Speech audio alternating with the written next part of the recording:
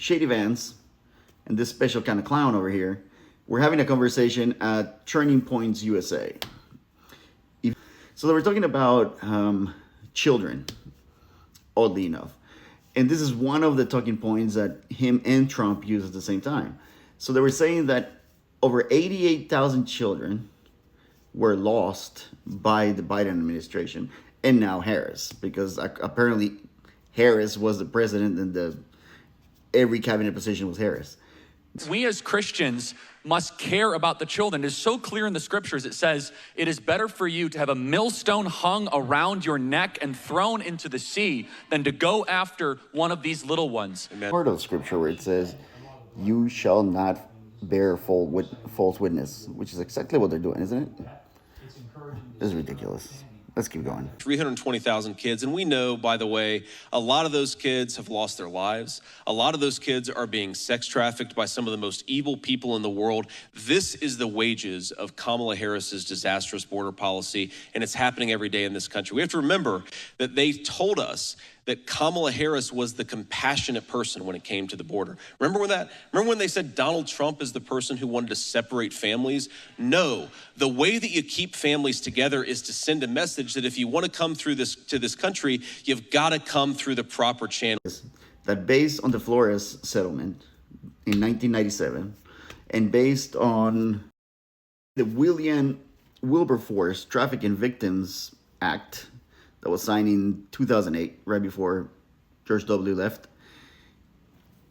When DHS receives a child that comes through the border, they cannot return him immediately to their country of origin unless it's Mexico or Canada. This was done to avoid the child going back to the hands of bad people. The other thing that it says is that you cannot imprison them. They have to be released to a parent, a family member, or an adult guardian, or a specialized service person. So, as a habit, HHS and DHS call each one of those kids between 30 to 37 days of being released. It's not a requirement of the program. So the kids are never told, or the parents or the guardians are never told that they have to answer the phone call. So they call, sometimes they get them, sometimes they don't. So this 88,000 kids are 88,000 kids that we're not able to reach on the phone. They're not declared missing because they're no longer in the custody of HHS. In fact, HHS officials say they're not missing because they're not longer in custody of HHS.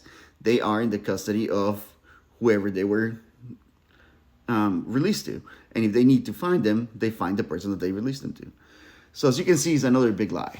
And it's incredible to me how Mr. Shady Vance and this moron over here are just having this moral panic and clutching of pearls of, they said that Trump was separating families. Yes, he was. He was separating families.